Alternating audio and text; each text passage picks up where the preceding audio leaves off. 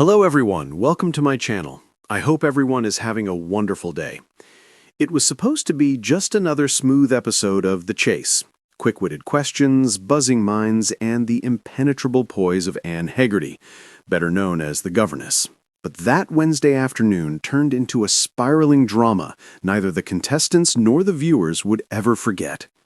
The studio was electric. Cameras rolled, lights gleamed, and the audience murmured in anticipation. The final round had arrived, and 3 contestants had made it through, a rarity. Between them, they had built up an impressive 27,000 pounds. Now, all that stood between them and a split fortune was Anne. The timer was set for 2 minutes. "Your time starts now," host Bradley Walsh said, his smile warm but taut with tension. The team was on fire. 10, 12, 15 correct answers. The clock ticked down furiously, and Anne chased with relentless speed. But something strange began to unfold. "Bradley, what is the capital of—" "Buzz," Anne cut in. "Paris." "No, the question was, what is the capital of New Zealand?" "Oh," she exclaimed, brows furrowed. "Wellington." A mistake. Rare, but not impossible. The team earned a pushback, a critical opportunity to gain time. But then it happened again. "Bradley, which Shakespeare play features the line—" "Buzz," Anne buzzed prematurely. "Hamlet."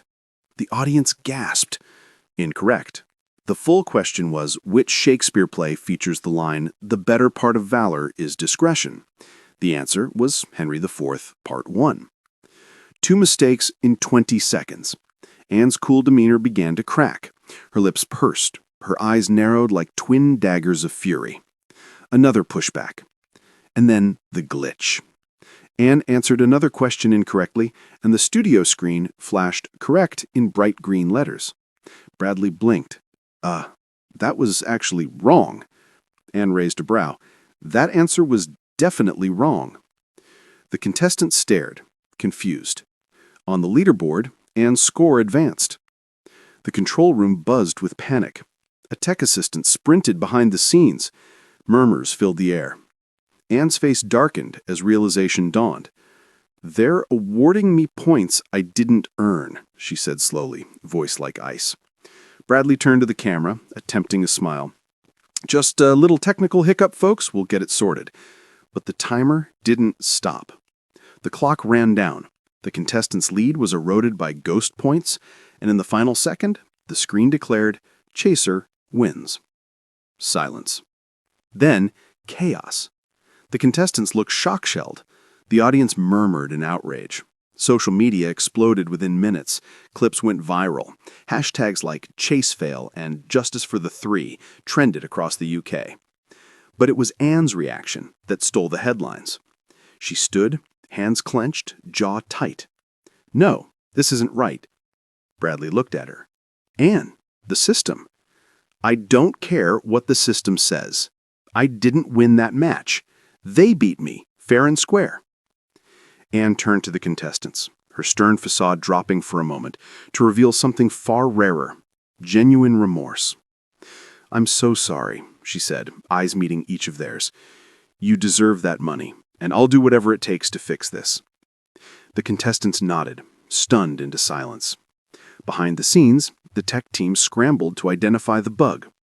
It turned out a software update had introduced a timer desync, causing auto-scoring to misread Anne's buzzes as correct, even when they weren't. It affected just 14 seconds of footage, but enough to swing the game. ITV issued an apology within hours. The episode was pulled from broadcast and replaced with a rerun. Executives promised a rematch and full payout to the contestants. But Anne didn't wait. The next morning, she posted a video on X, formerly Twitter, still in her signature dark suit and glasses. "I've always taken pride in playing fair. Yesterday, a mistake, not mine, but the show's, cost 3 brilliant contestants 27,000 pounds.